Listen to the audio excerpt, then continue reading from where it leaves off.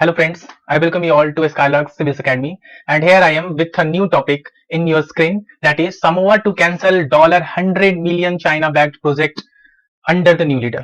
So actually my friends, हुआ क्या कि अभी 2-3 दिन पहले की खबर है, आप सभी लोगों को पता चली गया होगा कि सामोआ जो कि एक छोटा सा आइलैंड है वेस्टर्न पैसिफिक ओशन में, मैं आपको स्क्रीन में दिखा देता हूं, ये जो रेड पॉइंट है ये है सामोआ। तो सामोआ एक छोटा सा आइलैंड जो वेस्टर्न पैसिफिक ओशन में है, उसने चाइना बैक्ड पोर्ट प्रोजेक्ट जो थी उसे कैंसिल कर दिया। अभी हाल ही में अप्रैल के मंथ में सामोआ में इलेक्शन हुई और वहां पर एक नई गवर्नमेंट जो कि एक फर्स्ट महिला प्रधानमंत्री है वहां चुनी गई, और सबसे खास बात यह कि चुनते के साथ ही उन्होंने कहा कि we are going to cancel this China backed port project because they think that they are going to be indebted in that port project as a part of debt trap theory of China. ठीक है, तो देखते हैं screen पे यहां पर क्या है कि चाइना, अगर सामोआ के बारे में बात करें तो चाइना सामोआ का एक सिंगल लार्जेस्ट क्रेडिटर है, जो कि सामोआ का जो टोटल लोन है वो अकेले चाइना 40% चाइना से लिया सामोआ ने। ठीक है, और जो कि 160 मिलियन है एक्सटर्नल डेट उनकी। अब एक्चुअली होता क्या है कि अगर हम इंडिया के पर्सपेक्टिव में देखें तो $160 million is not a big deal, but when we talk about an island countries whose population is in lakhs, so उस पॉपुलेशन के लिए $160 million dollar is a huge amount. अब जो समोआ के क्या प्रॉब्लम क्या था कि अभी जो उसके जो prime minister outgoing prime minister थे उन्होंने ये भी डील की थी चाइना से कि चलो ठीक है $100 मिलियन और हम आपसे लेंगे, लेकिन उसके बीच में इलेक्शन हुई अप्रैल में और वो इलेक्शन हार गई, और अभी जो अपकमिंग प्रधानमंत्री होने वाली है वहां की, उन्होंने कहा कि नहीं, we are not going to take another $100 million Chinese port project. Because क्यों? क्योंकि अगर वो ले लेती तो उन्हें पता है कि अगर हम इतने ज्यादा लोन ले लेंगे तो फाइनली हम इन्हें चुका नहीं पाएंगे, और अगर वो चुका नहीं पाई तो फिर चाइना वही करेगा जिसने श्रीलंका में हम्बन टोटा के साथ में किया था। उन्हें क्या करना था, वो उन पोर्ट्स को अपने पास रख लेता, ठीक है, लीज में ले लेता 99 साल के लिए या फिर 999 ईयर्स के लिए। वो चाइना और सामोआ के गवर्नमेंट पे डिपेंड करती है। ठीक है, अब हम आज समझेंगे, क्योंकि we all know that this is a declutter series. So in this declutter series we are going to try to understand these small concepts in the easiest way possible. So I'm going to just make it crystal clear for you in this video. Why? The first question that may arise in your brain is why China wants to establish naval bases all around the world. ठीक है, आपने पहले भी जाना हो कि China ने Naval base हम्बन टोटा में, बहुत सारे अरे पाकिस्तान के ग्वादर पोर्ट में, बहुत सारे अफ्रीकन कंट्रीज में, म्यांमार में, बहुत सारे जगह चाइना ने अपने नवल बेस पोर्ट लेने के बहुत सारे ट्राई किए, बहुत जगह उन्होंने एस्टेब्लिश भी कर लिया। ठीक है, और अब उनका अगला प्लान है कि वो अटलांटिक और पैसिफिक ओशन में जितने ज्यादा हो सके मिलिट्री बैक नवल पोर्ट्स है वो ले सके। ठीक है, तो सबसे पहले हम लोग जानते हैं कि आखिर क्यों ऐसा चाइना चाहता है। तो अगर हम देखें आज के टाइम में तो वर्ल्ड का जो सबसे मोस्ट पावरफुल कंट्री है वो है यूएस, और यूएस के बाद जो सेकेंड मोस्ट पावरफुल कंट्री है वो है चाइना। अगर हम यूएस के प्रीवियस प्रेसिडेंट डोनाल्ड ट्रम्प के टेन्यूर से देखें खास करके, तो यूएस और चाइना के बीच में जो दूरियां वो काफी बढ़ गई, और चाइना और यूएस एक दूसरे को एक एडवर्सरी, एक दुश्मन की तरह देखते हैं एक दूसरे को। ठीक है, तो चाइना के लिए तो सबसे बड़ी चिंता की बात है वो अभी ये है कि यूएस के पास ऑल ओवर द वर्ल्ड, पूरे ग्लोब में अगर देखा जाए तो आज के टाइम में यूएस के पास 800 से भी ज्यादा मिलिट्री बेसेस है, जो कि लगभग 70 कंट्रीज में इधर उधर बटे हुए हैं। तो पूरे विश्व के 70 कंट्रीज में 800 मिलिट्री बेसेस, और सारे के सारे स्ट्रेटेजिक पोजीशंस में, जो कि यूएस ने आज से नहीं 200 साल पहले से उन्होंने धीरे धीरे करके स्टैब्लिश किया। तो चाइना के साथ प्रॉब्लम क्या है कि अगर वो कभी भी यूएस के साथ में कल को कोई वॉर हो जाए या यूएस के किसी भी अटेम्प्ट को वो अगर न्यूट्रलाइज करना चाहे तो उनके पास उतने स्ट्रेटेजिक पॉइंट्स नहीं होंगे, उनके पास इतने स्ट्रेटेजिक बेसेस नहीं होंगे। तो उनके पास कितने भी बड़ा मिलिट्री हो जाए चाइना के पास में, चाहे कितने वो स्ट्रांग हो जाए, अगर उनके पास स्ट्रेटेजिक पॉइंट्स नहीं है, यदि उनके military all over the world में नहीं पाए जाएंगे, तो क्या होगा कि वो यूएसए से इजिली डील नहीं कर पाएंगे। और सबसे बड़ी प्रॉब्लम यह है चाइना के साथ में कि being the second largest military in the world, वो भी हमेशा चाहेंगे उनका वर्चस्व बना रहे जैसे यूएस का है। आज के टाइम में अगर आप कहीं भी वॉर देखें, be it Iraq, be it Syria, be it South Asia और anywhere, any continent in the world, any region, if you say जिस साइड यूएस आ जाता है उस साइड का पलड़ा भारी होता है। क्यों? क्योंकि सबसे मेन रीजन यूएस का स्ट्रेटेजिक बेसिस है, यूएस की मिलिट्री है।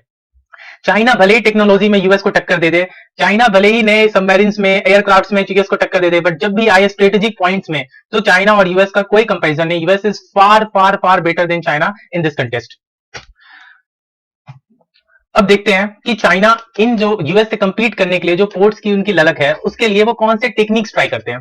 ठीक है, तो सबसे पहला जो टेक्निक है वो है debt trap diplomacy. Actually debt trap diplomacy को समझने के लिए हम एक छोटा सा उदाहरण लेते ही, इस उदाहरण से मुझे पूरी भरोसा है कि आप चीजों को बहुत अच्छे तरीके से समझ जाएंगे। ठीक है, देखिए पिछले जब ब्रिटिशर्स हमारे साथ राज करते थे या फिर आजादी के कुछ समय पहले तक भी, एक्चुअली में क्या होता था कि दो टाइप के लोग होते थे, एक होते मजदूर वर्ग और एक होते थे जमींदार और साहूकार। ठीक है, जो साहूकार और जमींदार होते थे वो बहुत ही अमीर होते थे, वेरएज जो मजदूर वर्ग या किसान वर्ग होते थे वो बहुत ही गरीब होते थे। अब होता क्या था कि कभी इन्हें पैसे की जरूरत पड़ जाती थी, किसान वर्ग या मजदूर वर्ग को। मान लेते दो कंडीशन जब उनके पैसे की इनकी जरूरत पड़ती है। पहली कंडीशन ये कि मान लीजिए किसी भी किसान या मजदूर वर्ग के फैमिली में कोई बीमार पड़ गया, ठीक है, या उनके पास खाने को नहीं है, या फिर कोई अलग प्रॉब्लम्स है जहां पर उनकी पैसे की बहुत ज्यादा नेसेसिटी है। इन दैट केस वो क्या करेंगे, वो या तो जमींदार के पास जाएंगे या फिर साहूकार के पास जाएंगे उधार लेने के लिए। दूसरी केस ले लीजिए, दूसरी केस क्या होगी कि दूसरी केस में होगी कि मान लीजिए किसी साल बरसात अच्छा खासा हो जाता है, किसान को लगता है स्टार्टिंग बरसात अच्छी होती है, किसान को लगता है कि शायद मैं कुछ कर्ज लेके इसमें ज्यादा अनाज वगैरह बो दूं तो शायद इस साल काफी अच्छा रह जाएगा। लेकिन एक्चुअली होती क्या, या तो बारिश बहुत ज्यादा आ जाती है तो बाढ़ आ जाए, या फिर थोड़ा बारिश होके फिर से बारिश होना बंद हो जाए, या मतलब सूखा पड़ जाए। तो इससे क्या होता है, जो किसान या मजदूर वर्ग है वो क्या होते हैं, डेट में फंस जाते हैं, मतलब कि एक जाल में, एक कर्ज की जाल में फंस जाते हैं। क्योंकि जो जमींदार और साहूकार होते हैं वो एक्चुअली में बहुत ही हाई इंटरेस्ट रेट में, एक बहुत ही ज्यादा ब्याज में उन्हें पैसा देते हैं। क्यों ज्यादा ब्याज में इसलिए देते हैं क्योंकि वो पैसे देने के लिए कोई कंडीशंस नहीं रखते हैं। जैसे हमारे बैंक्स हो गए, बैंक से आप कभी भी उधार लेने जाइए ना तो वो आपके लिए कंडीशंस रखेंगे, या तो घर का पेपर दो, कुछ तो कोलेटरल होना चाहिए, घर का पेपर होना चाहिए, गाड़ी का होना चाहिए, कुछ भी होना चाहिए। अब बहुत सारे लोग होते हैं जिनके पास इतनी संपत्ति नहीं होती तो उन्हें उधार नहीं मिल पाती है। तो सिंस ये कोई भी कंडीशन नहीं रखते इसलिए इनके जो इंटरेस्ट रेट होती है वो बहुत ज्यादा होती है। तो इससे क्या होता है, वो किसान और मजदूर वर्ग होता है वो उस डेट ट्रैप से या फिर कहे तो ब्याज का जो चक्र होता है उससे बाहर नहीं निकल पाता है। सेम चीज अप्लाई करता है चाइना छोटे छोटे आइलैंड नेशंस को। जैसे फॉर एग्जांपल हमारे भारत के नीचे श्रीलंका है, मालदीव इंडियन ओशियन में है, और भी बहुत सारे छोटे छोटे कंट्रीज है वर्ल्ड में जो आइलैंड कंट्रीज है जिनकी आबादी अगर आप देखो तो लाखों में होती है, यहाँ तक कि करोड़ों में भी नहीं होती है। अगर उनका ओवरऑल जीडीपी देखे तो बहुत सारे की जीडीपी मिलियंस में होती है, नॉट इवन इन बिलियंस। तो इनके लिए जो छोटा छोटा जो अमाउंट होता है जो इंडिया और चाइना के लिए, इनके लिए बहुत बड़ी अमाउंट है। तो होती क्या है कि इन्हीं सब कंडीशंस में, जैसे क्योंकि फॉर एग्जांपल अभी आप ले लेते हैं कोरोना वायरस के टाइम में जैसे मालदीव्स ले लेते हैं या सामोआ ले लेते हैं या फिर श्रीलंका लेते हैं, इनकी जो इकोनॉमी है वो बहुत हद तक टूरिज्म में डिपेंडेंट है। अब क्या हुआ कि कोरोना वायरस का टाइम है तो पूरे all over the world planes वगैरह चल नहीं रही है, ठीक है, तो उससे क्या हो रहा है कि टूरिस्ट पहुंच नहीं पा रहे इन सारे प्लेसेस में। अब जब टूरिस्ट नहीं पहुंचेंगे तो उनकी जो इकोनॉमिक एक्टिविटी है वो ऑलमोस्ट हॉल्ट हो पड़ी है, ठीक है। अब इकोनॉमिक एक्टिविटी जब हॉल्ट हो पड़ी है तो उन्हें पैसा चाहिए इकोनॉमी को चलाने के लिए, तो वो क्या करेंगे, वो जाएंगे किसी कंट्री के पास में उधार लेने। और चाइना ये सब कंडीशंस का बहुत ही नेगेटिव फायदा उठाता है। वो क्या करता है कि वो बिना किसी कंडीशन के इन कंट्रीज को हाई इंटरेस्ट रेट में दे देता है पैसा। क्यों, उनको पता होता है कि ये कंट्रीज अगर जैसे जैसे इन पे कर्ज बढ़ाते जाओ, ये कंट्रीज एक टाइम ऐसे आएगा कि ये कंट्रीज उतने पैसा दे नहीं पाएंगे क्योंकि ये इतना इनकी जीडीपी ही नहीं है। तो फिर क्या करेंगे, उस कंडीशन में उस कंट्री के जो स्ट्रेटेजिक पॉइंट्स होंगे जो कि चाइना मिलिट्री के पॉइंट ऑफ व्यू से इंपॉर्टेंट होगा, वो उसे हथिया लेंगे। यही हुआ एक्चुअली में हनबटोटा में, श्रीलंका में, ठीक है।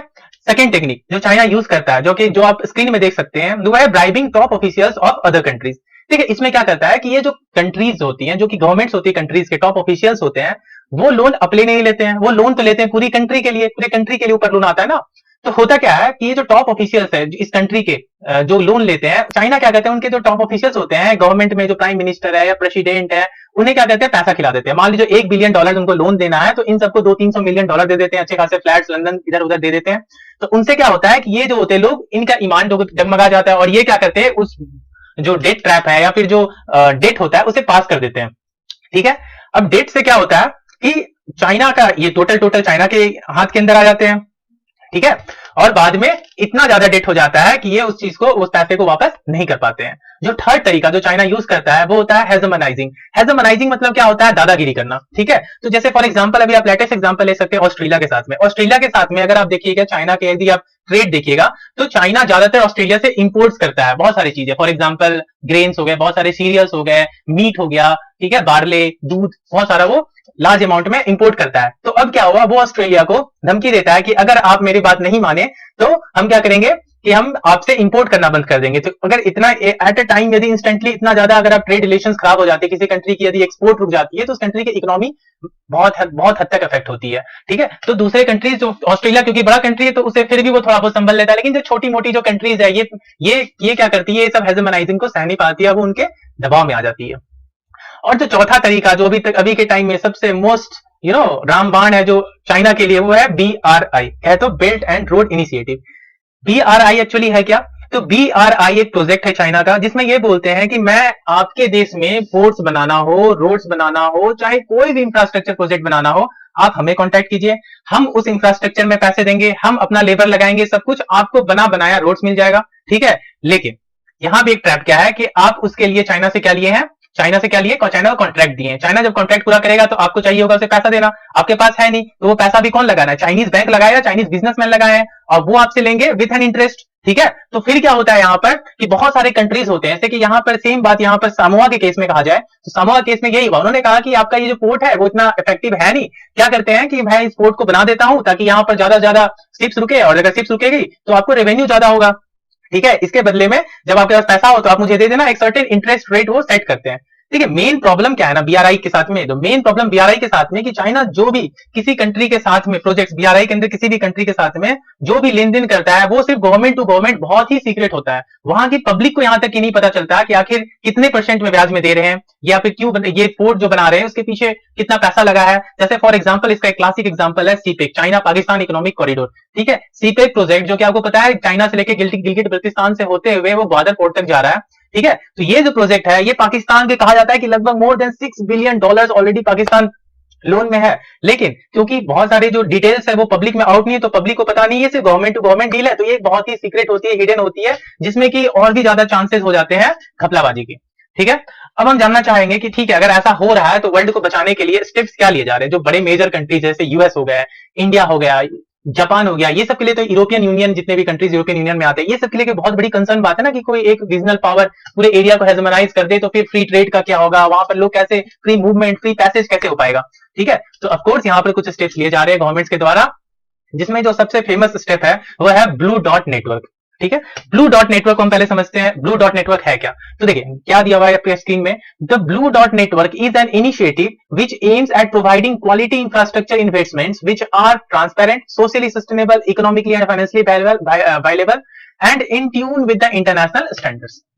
कहने का मतलब यह है कि जहां पहले जो चाइना था किसी भी कंट्री के साथ में सीक्रेटली फिक्स कर लेता था कि मैं ये पोर्ट बना रहा हूं आपका, मैं इतने % इंटरेस्ट पे लूंगा, अब क्या कर रहे हैं, जो ब्लू डॉट नेटवर्क है ये एक कंट्री के ऑर्गेनाइजेशन है जो कि जिसमें यूएस, इंडिया, जापान और ऑस्ट्रेलिया, कहने का कहे तो पूरी के जो क्वाड कंट्रीज है स्पेशली ये शामिल है।